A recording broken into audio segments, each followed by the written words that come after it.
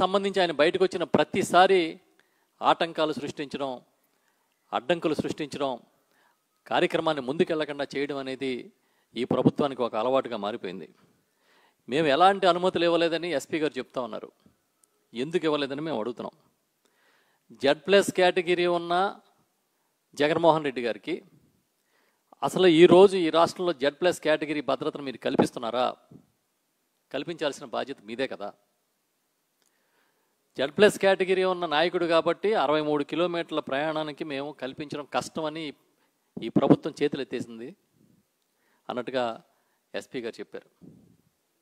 మాకు చేత కాదు భద్రత కల్పించడం అంటే మీరు శాంతి భద్రతల్లో వైఫల్యం చెందినట్టే కదా.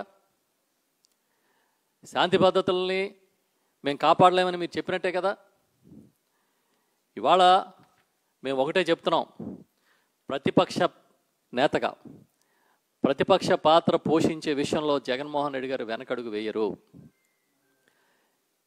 రేపు 9వ తేదీ ఉదయం ఫ్లైట్లో, రెగ్యులర్ ఫ్లైట్లో ఆయన విశాఖపట్నం ఎయిర్పోర్ట్కి వస్తున్నారు. ఆయన ఏదైతే మెడికల్ కాలేజీ చూడాలనుకుంటున్నారో దానికి సమీపంలో విశాఖపట్నం ఎయిర్పోర్టే ఉంది. ఎయిర్పోర్ట్లు ఉన్నవే విమానాలు నడపడానికి.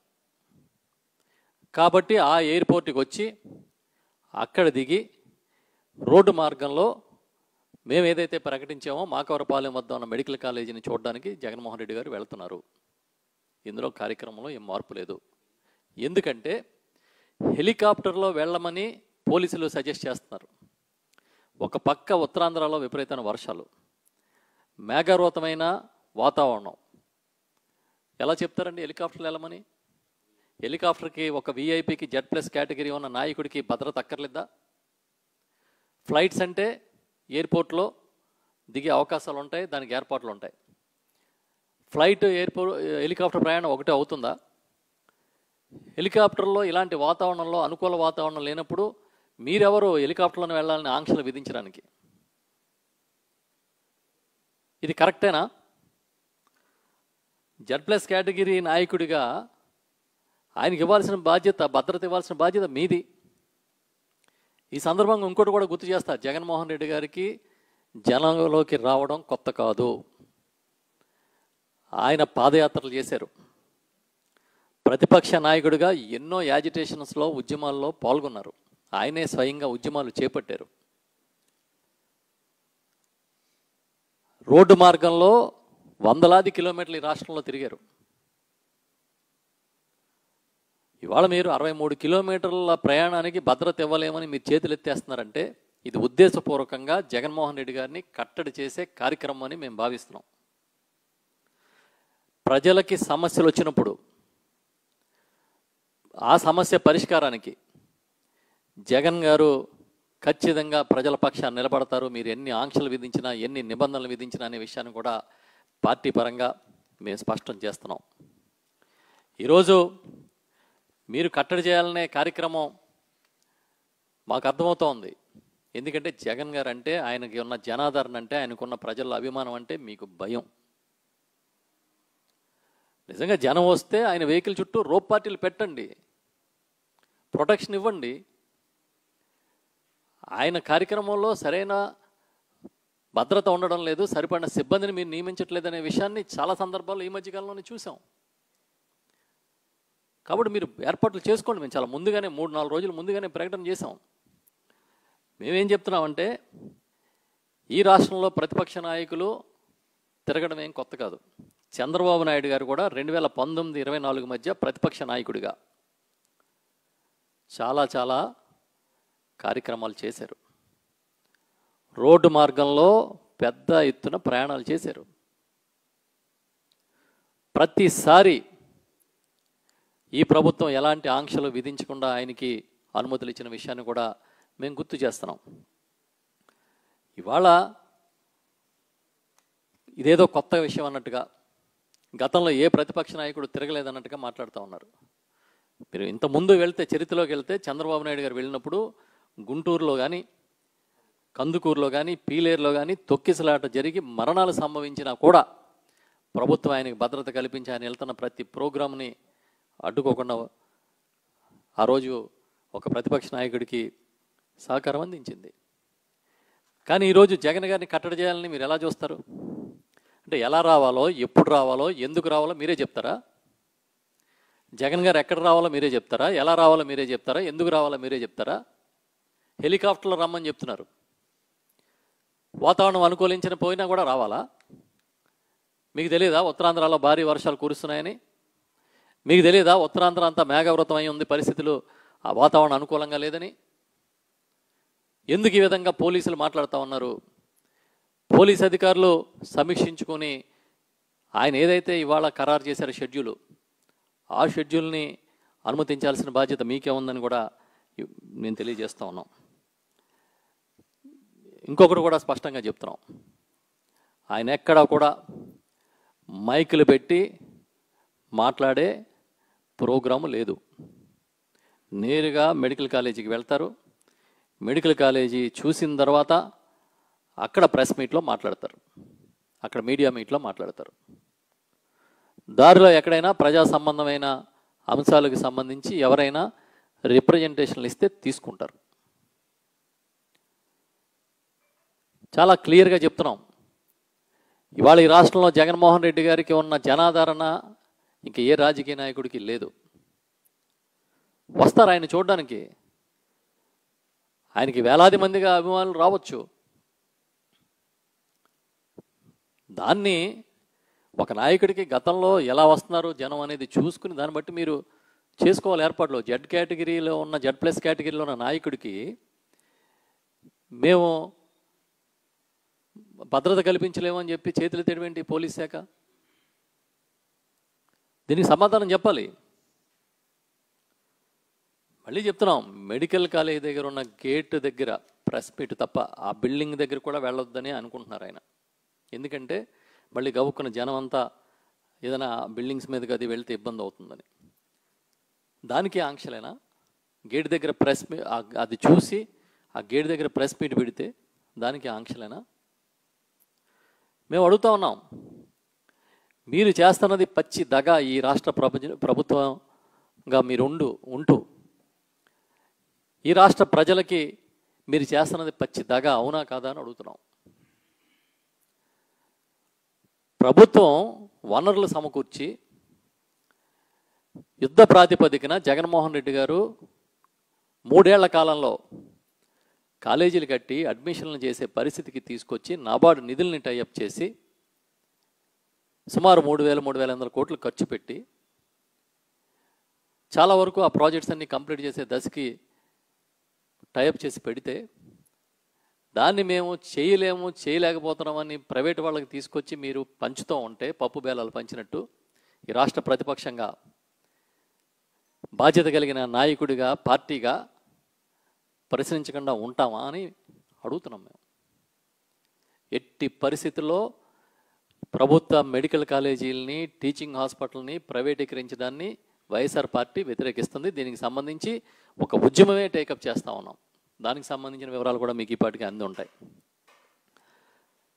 ఇదే కాదు, రేపు జగన్మోహన్ రెడ్డి గారి ప్రోగ్రాంకి ఎవరు వెళ్ళడానికి లేదని లీడర్లకి నోటీసులు ఇస్తున్నారు.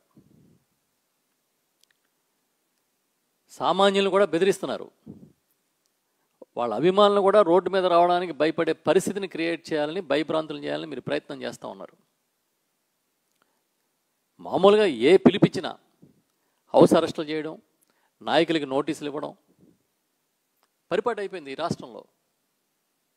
అంటే మిమ్మల్ని ఎవరు ప్రశ్నించకూడదు, ఎవరు గొంతు ఎత్తినా కూడా అణిచివేయాలనే లక్ష్యంగా మీరు పనిచేస్తున్నారు తప్ప చిత్తశుద్ధి లేదు.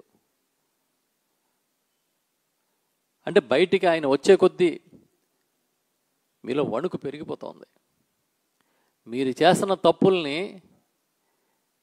నిలదీసి కడిగేస్తున్నా ఉన్నారు జగన్మోహన్ రెడ్డి గారు అనే భయం అణువణు నాకు అనిపిస్తుంది మీకు. నకిలీ లిక్కర్ ఫ్యాక్టరీని పెట్టుకుని నడుపుతున్నారు. ఒక పక్క ప్రభుత్వ ఆసుపత్రుల్ని, ప్రభుత్వ మెడికల్ కాలేజీలని ప్రైవేటు పరం చేసే కార్యక్రమం చేస్తూ ఉన్నారు. అసలు ఏ కాంక్షతో మీరు బతుకుతున్నారో మీకు ఏమైనా అర్థమవుతుందా? ఎలాంటి కాంక్షలతో మీరు ఈ ప్రభుత్వాన్ని నడుపుతున్నారో మీకు ఏమైనా తెలుస్తుందా? నకిలీ మద్యం తయారు చేస్తున్న ఫ్యాక్టరీలు బయటపడడం అనేది ఈ రాష్ట్ర చరిత్రలో తొలిసారి. పోనీ ఒకచోట కాదు, రాష్ట్రం నలుమూలలా విస్తరించేశారు, మాఫియా విస్తరించినట్టు. ఇవాళ గిరిజన ప్రాంతాలతో సహా అన్ని ప్రాంతాల్లో వైద్య ఆరోగ్య సేవలు ఉత్తమంగా అందించాలనే ఉత్తమ లక్షణంతో శాశ్వతంగా ఆసుపత్రులు నిర్మాణం చేసి, శాశ్వతంగా మెడికల్ కాలేజీలు నిర్మాణం చేసి, వేలాది సీట్లు కొత్తగా మెడికల్ సీట్లు తీసుకొస్తే మీకేంటి బాధ? జగన్మోహన్ రెడ్డి గారికి పేరు వస్తుందని. జగన్మోహన్ రెడ్డి గారికి పేరు వస్తుంది కాబట్టి ఈ కాలేజీలని నడపకూడదు. కాబట్టి ఆయన వస్తే ఉద్యమం తీవ్రతరం అవుతుంది కాబట్టి రోడ్డు మీదకి రానివ్వకూడదు. నేను అడుగుతా ఉన్నా, మాకవరపాలెం వరకు హెలికాప్టర్ ద్వారా వెళ్లేందుకు అనుమతి కోరితే పరిశీలిస్తామంట ఎస్పీ గారు చెప్తున్నాడు. అది కూడా మీరు పరిశీలిస్తారంట. మేమైతే క్లియర్గా ప్రభుత్వానికి, పోలీస్ శాఖకి 3 రోజుల క్రితమే ఇన్ఫర్మేషన్ ఇచ్చాము, లేఖలు రాసాం. ఎయిర్పోర్ట్లో దిగుతారు. సమీపమైన ఎయిర్పోర్టు మాకవరపాలెనికి, నర్సీపట్నానికి అతి దగ్గరలో ఉన్న ఎయిర్పోర్టు విశాఖపట్నమే. అక్కడే దిగుతారు. ఆ ఎయిర్పోర్ట్ నుంచి బై రోడ్డు వెళ్ళాల్సిందే, వేరే మార్గం లేదు కాబట్టి బై రోడ్డే వెళ్తారు. మీరు పర్మిషన్లు ఇవ్వం, అనుమతులు ఇవ్వం అని అంటే అది మీ ఇష్టం. ఒక ప్రతిపక్ష నాయకుడికి రాష్ట్రంలో ప్రజా సంబంధ వ్యవహారాలపైన, ప్రజలు జరుగుతున్న అన్యాయాల మీద మాట్లాడడానికి కూడా మీరు అనుమతించనంటే ఇదేనా నియంత పరిపాలన? ఇప్పుడే కాదు, దాదాపుగా మీరు చూసుకుంటే లాస్ట్ ఈ 1.5 year అవుతుందేమో గవర్నమెంట్ వచ్చి. అప్పటి నుంచి జగన్ గారు ఎప్పుడు బయటకు వస్తానన్నా ఇలాంటి ఆంక్షలతో ప్రభుత్వం చెలరేగిపోతుంది. కానీ నేను అడుగుతున్నా, మీరు ఏ రోజైనా, ఒక్కరోజైనా సరే ఆపగలిగారా? అంత జనాదరణ ఉన్న నాయకుడు, ఒక మాజీ ముఖ్యమంత్రి ఒక సమస్య కోసం బయటకు వస్తే మీకు ఎందుకు అంత వణుకు? అంటే మీకు నిజాయితీ లేదు కాబట్టి. మెడికల్ కాలేజీలని ప్రైవేటీకరించే విషయంలో మీరు తప్పు చేస్తున్నారనే విషయాన్ని ప్రజలు వేలెత్తి చూపిస్తున్నారు కనుక ఇంకా ఉధృతం అవుతుంది. ఆల్రెడీ ఇప్పటికే జగన్ గారు దీనికి సంబంధించి చాలా గట్టిగా హెచ్చరిక చేశారు. మేము దీని మీద ఉద్యమం చేస్తాము, మీరు ఎవరైనా సరే ఆసుపత్రుల్ని లేదంటే ఈ కాలేజీలని ప్రైవేటు వారు తీసుకున్నా కూడా మేము అధికారంలోకి వచ్చాక తప్పకుండా ప్రజల కోసం మళ్ళీ ప్రభుత్వం నడిపేందుకు వెనక్కి తీసుకుంటామని చెప్పారు కనుక దీన్ని నీరు కార్చాలని, ఈ సమస్యని నీరు కార్చడం కోసం డైవర్షన్ పాలిటిక్స్ చేయాలని ప్లాన్ చేస్తూ ఉన్నారు. మీరు జగన్ గారిని ఆపుతారన్నా మేమేమి డైవర్ట్ అవ్వం. ఈ సమస్య మించి వెనక్కి వెళ్ళే ప్రసక్తి లేదని కూడా తెలియజేస్తూ ఉన్నా. ప్రైవేటీకరణకి, మెడికల్ కాలేజీల ప్రైవేటీకరణకి మేము వ్యతిరేకం. దానికి సంబంధించి 9వ తేదీన విశాఖపట్నం జిల్లా నర్సీపట్నం సమీపంలోని మాకవరపాలెం వద్ద నిర్మాణంలో ఉన్న ఈ ప్రభుత్వ మెడికల్ కాలేజీని జగన్ గారు సందర్శించడం ద్వారా ఒక ఉద్యమ కార్యాచరణ, 1 కోటి సంతకాల సేకరణ కార్యక్రమం ప్రారంభమవుతుంది. దీంట్లో ఎలాంటి మార్పు లేదు. దయచేసి పోలీసు అధికారులకి, ఎవరైతే ఎస్పీ గారు కానీ లేకపోతే సిపి గారు కానీ ఇంకెవరైతే దీని మీద మాట్లాడారో వారందరికీ కూడా మేము విజ్ఞప్తి చేస్తున్నాం, ఈ కార్యక్రమాన్ని ఆటంకపరచొద్దు. మీరు ఏదైతే ఇందాక మీడియా ద్వారా నిర్ణయాన్ని చెప్పారో ఆ నిర్ణయాన్ని మార్చుకోండి. ఇవాళ ఉదయం కూడా మాకు అధికారులు అక్కడ మా అనకాపల్లి పార్టీ జిల్లా అధ్యక్షుడు అమర్ గారికి ఒక లెటర్ పంపించారు. ఎంతమంది వస్తున్నారు, వాళ్ళ పేర్లు ఏంటి, వాళ్ళ ఆధార్ కార్డు నెంబర్లు ఏంటి, వాళ్ళ కారు నెంబర్లు ఏంటి, ఇవన్నీ ఒక పెద్ద లెటర్ పంపించారు. మేము అడుగుతున్నామండి సూటిగా, ఒక ప్రజాదరణ కలిగిన నాయకుడు ఒక పార్టీ అధ్యక్షుడు, ఒక మాజీ ముఖ్యమంత్రి వస్తే ఏ కారులు వస్తాయో నెంబర్లు ఇవ్వగలిగిన కెపాసిటీ పరిస్థితులు ఉంటాయా? ఇన్ని జనం చాలామంది వస్తారు, మామూలుగా వెళ్తేనే విపరీతంగా జనం వస్తారు. వాళ్ళందరి పేర్లు, ఆధార్ కార్డు నెంబర్లు ఎవరైనా ఇవ్వగలుగుతాడా? అలా ఏంటో, ఏం జరుగుతుందో, ఎందుకు ఈ రకమైన ప్రవర్తన మాకు అర్థం కావట్లే. ఫైనల్గా ఒకటే చెప్తున్నాం, మెడికల్ కాలేజీకి వెళ్ళే పర్యటన ఖరారైంది. విశాఖపట్నం ఎయిర్పోర్ట్లో దిగి రోడ్డు మార్గంలో మాకవరపాలెం దగ్గర ఉన్న ప్రభుత్వ నిర్మాణంలో ఉన్న ప్రభుత్వ మెడికల్ కాలేజీని ఆయన సందర్శిస్తారు. దీంట్లో ఎలాంటి మార్పు లేదు. హెలికాప్టర్లో వెళ్లేందుకు పరిశీలించమని ఎస్పీ గారు అభ్యర్థించినట్టుగా సూచించినట్టుగా మాకు మీడియాలో చూసాం. హెలికాప్టర్లో వెళ్ళడానికి వాతావరణం అనుకూలించే పరిస్థితులు లేవు. ఉత్తరాంధ్రలో పెద్ద ఎత్తున వర్షపాతం వస్తూ ఉంది. గత 10-15 రోజులుగా విపరీతంగా వర్షాలు కురుస్తున్నాయి. ఏ సమయంలో వర్షం వస్తుందో కూడా తెలియని పరిస్థితి, మేఘావృతం అయి ఉంటుంది. వాతావరణం అనుకూలించినప్పుడు వెళ్ళరు. ఒకవేళ ఆయన వెళ్దాం అనుకున్నా కూడా పార్టీ శ్రేణులు కూడా అంగీకరించవు. ఖచ్చితంగా ఎయిర్పోర్ట్లో దిగి, ఎయిర్పోర్ట్ నుంచి, ఎందుకంటే సమీపంలో ఉన్న ఎయిర్పోర్ట్ అదే, విశాఖపట్నం ఎయిర్పోర్టే, అక్కడి నుంచి ఆయన ముందుకెళ్తారు.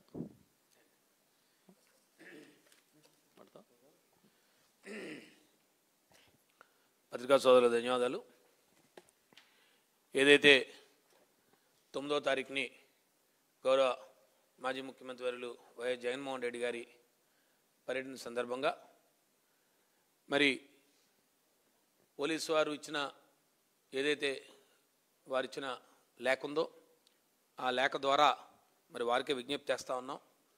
మాజీ ముఖ్యమంత్రి గారు జెడ్+ కేటగిరీలో ఉన్న వ్యక్తి, వారికి పూర్తి స్థాయిలో భద్రత కల్పించి, మీకు ముందే చెప్తున్నాం, కేవలం వారు రోడ్డు మార్గానే వెళ్ళి ఏదైతే ఈ ప్రభుత్వం తీసుకుంటున్న మెడికల్ కళాశాలని ప్రైవేటు పరం చేసే ఆలోచన ఉందో దాన్ని పూర్తిగా వ్యతిరేకిస్తూ, ఏదైతే ఈ రాష్ట్ర ప్రజల ప్రయోజనాల దృష్ట్యా ఆ కళాశాలకు వెళ్ళి ఆ కళాశాలలో ఎంత పనితీరు జరిగింది, ఈ ప్రభుత్వం ఏ రకంగా నిర్లక్ష్యం వహించింది, 17 మెడికల్ కళాశాలలో 5 మెడికల్ కళాశాలలు పూర్తి చేసుకున్నాం, ఇంకా రెండు మెడికల్ కళాశాలలు ఆల్రెడీ అడ్మిషన్ స్టార్ట్ అయి ఉన్నాయి, ఇంకా 10 మెడికల్ కళాశాలలు కూడా పూర్తి చేస్తే ఈ రాష్ట్రంలో విస్తృతంగా వైద్య విద్య కానీ, అలాగే సూపర్ స్పెషాలిటీ వైద్య సేవలు కానీ ప్రతి పేదవాడికి అందే విధంగా జగన్మోహన్ రెడ్డి గారు తీసుకున్న నిర్ణయం ఏదైతే ఉందో ఈ రాష్ట్ర ప్రజలందరూ కూడా ఈ ప్రభుత్వం తీసుకున్న ప్రైవేట్ పరాన్ని ఈ రాష్ట్ర ప్రజలందరూ వ్యతిరేకిస్తున్న దరిమిలా మరి ఇవాళ ఈ ఏదైతే తీసుకున్న ఈ ప్రభుత్వం తీసుకున్న నిర్ణయం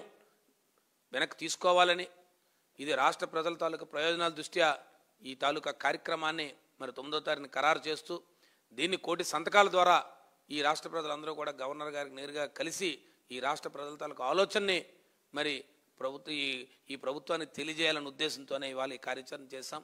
ఇది కేవలం ఒక ప్రతిపక్ష పార్టీ నాయకుడిగా ప్రజలకు మంచి జరుగుతుంది లేదు ప్రజలకు ఇబ్బంది వస్తుంది అనే సందర్భంలో ఖచ్చితంగా ప్రతిపక్ష పార్టీ పోషించాల్సిన బాధ్యత ఈ ఈ పార్టీకి ఉంది. కాబట్టే మరి మాజీ ముఖ్యమంత్రి వారు రేపు 9వ తారీఖు పర్యటన ఖరారు చేశారు.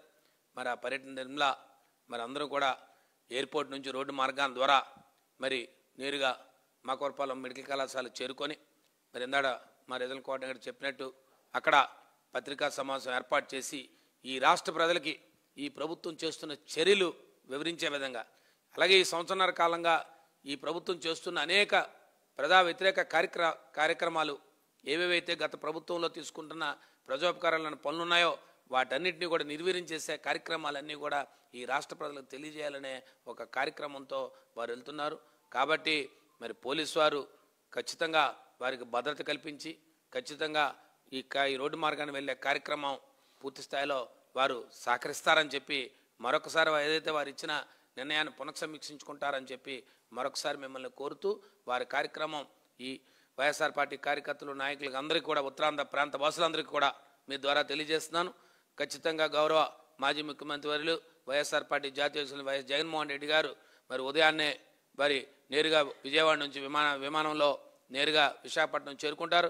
విశాఖపట్నం నుంచి రోడ్డు మార్గం ద్వారా వారు నేరుగా మాకవరపాలెం మెడికల్ కళాశాల సందర్శించి తిరిగి నేరుగా మళ్ళీ విశాఖ విమానాశ్రయానికి వచ్చి వారు అక్కడి నుంచి తిరిగి వెళ్ళి ప్రయాణం అవుతారని చెప్పి మీ ద్వారా తెలియజేస్తూ వారి కార్యక్రమంలో ఎటువంటి మార్పు లేదు. వైఎస్ఆర్ పార్టీ కార్యకర్తలు నాయకత్వం అందరూ కూడా మీ ద్వారా తెలియజేస్తాం. గౌరవ ముఖ్యమంత్రి గారి పర్యటనని అందరూ కూడా విజయవంతం, గౌరవ మా జగన్మోహన్ రెడ్డి పర్యటనని అందరూ విజయవంతం చేయాలని చెప్పి ఏదైతే వారు తీసుకుంటున్న ఈ కార్యక్రమం ఏదైతే ఉందో ప్రభుత్వ మెడికల్ కళాశాల ప్రైవేట్ పరం చేసే కార్యక్రమం ఉందో దానికి ఈ రాష్ట్ర ప్రజలు వైఎస్ఆర్ పార్టీ కార్యకర్తలే కాకుండా ఉత్తరాంధ్ర ప్రజలందరూ కూడా మద్దతు తెలపాలని, వారికి సంఘీభావం తెలపాలని. ఎందుకంటే ఇలాంటి నిర్ణయం ముఖ్యంగా ఉత్తరాంధ్ర ప్రాంతవాసులకి, ఎందుకంటే వారు చేసిన మెడికల్ కళాశాలలు 4 మెడికల్ కళాశాలలు 2 గిరిజన ప్రాంతాల్లో, ఒకటి పాడేరు, ఒకటి 2 పార్తీపురం మంజం జిల్లాలో జిల్లా కేంద్రంగా ఏర్పడిన మెడికల్ కళాశాల, రెండోది విజయనగరంలో ఇప్పటికే మెడికల్ కళాశాల ప్రారంభం చేసుకున్న ఆ ప్రాంతవాసుల కళ, మా ప్రాంతవాసుల కళది. విజయనగరంలో ఎన్నో ప్రభుత్వాలు వచ్చినా కూడా ఏనాడు కూడా మాటిచ్చారు తప్ప, అసెంబ్లీ వేదికగా చెప్పారు తప్ప కనీసం ఆ కార్యక్రమం చేయలేదు. అది కేవలం జగన్మోహన్ రెడ్డి గారు ఎన్నికల్లో మాట ఇచ్చారు. ఆ మాట నిరూపించుకుని విజయనగరం ప్రభుత్వ మెడికల్ కళాశాలలు ఇప్పటికే ప్రారంభించడం చేసి క్లాసులు కూడా ప్రారంభమయ్యాయి. ఇప్పుడు కూడా వైద్య సేవలు అందుతున్నాయి.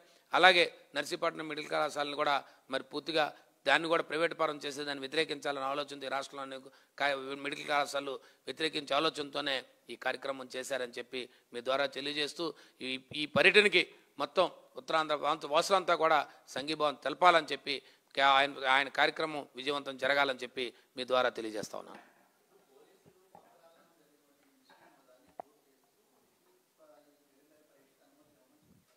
దానికి దీనికి సంబంధం ఏందండి? అసలు పక్క రాష్ట్రంలో జరిగితే అది బహిరంగ సభ అంటున్నారు, లేకపోతే అక్కడ చాలా ఆలస్యంగా ఏదో వెళ్ళారు, ఏదో సంథింగ్ జరిగిందన్న, దానికి దీనికి సంబంధం లేదు.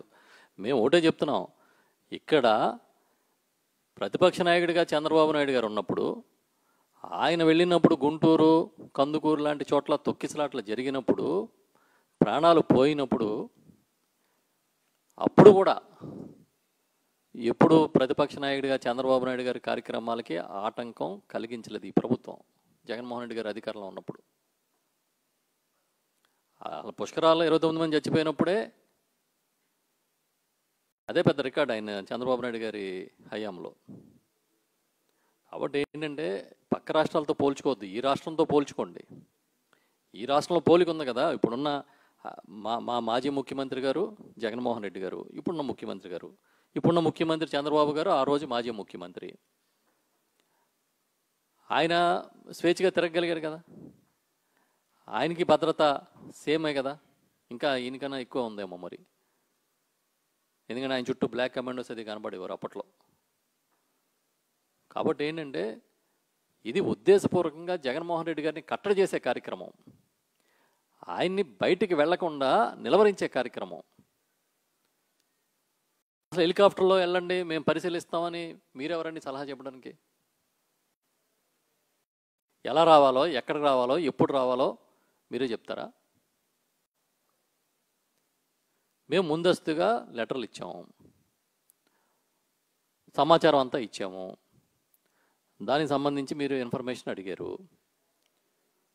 మళ్ళీ ఇప్పుడు వచ్చి సడన్గా పోలీస్ అధికారులు దీనికి అనుమతులు లేవు, మేము ఇవ్వలేం అని డైరెక్ట్గా చెప్పేస్తూ ఉన్నారు.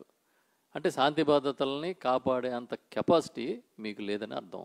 ఒక నాయకుడికి, ప్రజాదరణ కలిగిన నాయకుడికి ఏదైతే సెక్యూరిటీ ఇవ్వాలో ఆ సెక్యూరిటీ ఇచ్చే కెపాసిటీ కూడా లేదా ఈ ప్రభుత్వానికి? ఆయన వెహికల్ చుట్టూ జనం వచ్చి మీద పడితే రోప్ పార్టీలు పెట్టండి, కట్టడి చేయండి కావాలంటే అక్కడ. అంతేగాని అసలు రోడ్డు మీద ప్రయాణమే కుదరదంటే ఇది చిత్రంగా ఉంది, విడ్డూరంగా ఉంది. ఇందులో ఎక్కడ తప్పు కనబడింది మీకు? ఎందుకు ఇవ్వరు? సమీపంలో ఉన్న ఎయిర్పోర్టు విశాఖపట్నం ఎయిర్పోర్టు, అక్కడి నుంచి రోడ్డు మార్గంలో వెళ్తూ ఉన్నారు. హెలికాప్టర్ అంటున్నారు మీరు, హెలికాప్టర్ వెళ్ళే పరిస్థితుల్లో అక్కడ వాతావరణం లేదు, అనుకూలంగా ఉండడం లేదు. విపరీతమైన వర్షాలు పడుతున్నాయి, మేఘాలు కమ్ముకుని ఉన్నాయి. మీరే చెప్తారా? ఇది కరెక్ట్ కాదు. ఇది ఇప్పటికైనా సరే దయచేసి పోలీస్ అధికారులు ఎవరైతే ఇప్పుడు మీరు చెప్తున్నారో మీరు సమీక్షించుకుని తప్పకుండా అనుమతులు ఇవ్వాలి. లేదంటే ఈ ప్రభుత్వం జగన్ గారికి భయపడి కట్టడి చేస్తున్నట్టుగానే మేము భావిస్తాం. ప్రజల కోసం చేపట్టిన ఆయన పర్యటన ఆగదు, ఇందులో తేడా లేదు.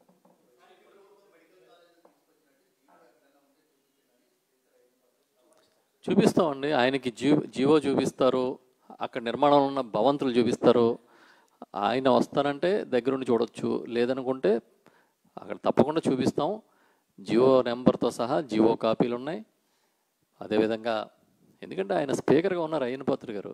ఇది శాంక్షన్ అయ్యిందా లేదా అని అడిగితే వైద్య ఆరోగ్య శాఖ అధికారులే పంపిస్తారు కదా.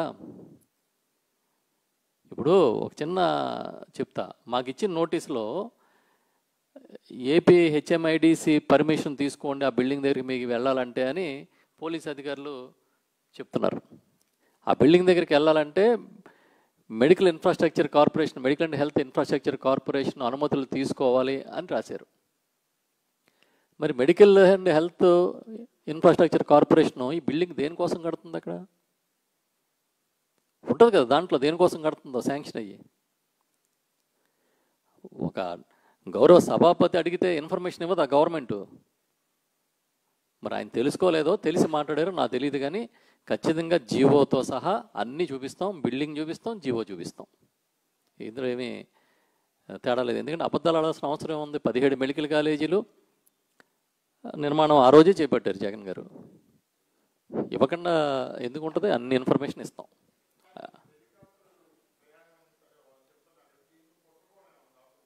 అంటే ఎవరు కుట్రా అంటే ఏం కుట్రా? అలా ఏం కాదు. ప్రభుత్వం జగన్మోహన్ రెడ్డి గారిని పబ్లిక్లోకి రాకుండా, ప్రజల్లోకి, జనంలోకి రాకుండా జగన్ గారిని ఆపడం అనేది వాళ్ళకి వ్యూహం. ఇవాళ కాదు, మీరు గత 6 నెలలు 8 నెలలు తీసుకోండి, ఏ రోజైనా పర్మిషన్లు ఏమైనా ఇచ్చారండి వాళ్ళు అంత ఈజీగా? ప్రతిసారి ఒక ఘర్షణ వాతావరణాన్ని క్రియేట్ చేసే ప్రయత్నం చేస్తున్నారు. ఇది కరెక్ట్ కాదు ఇది. ఎందుకంటే ప్రతిపక్ష నాయకుడిగా ఈ రాష్ట్రంలో మాజీ ముఖ్యమంత్రిగా ప్రజా సమస్యల మీద గళమెత్తాల్సిన బాధ్యత ఆయనకు ఉంది. ఆ బాధ్యత నిర్వర్తిస్తున్నారు అంతే. ఓకే.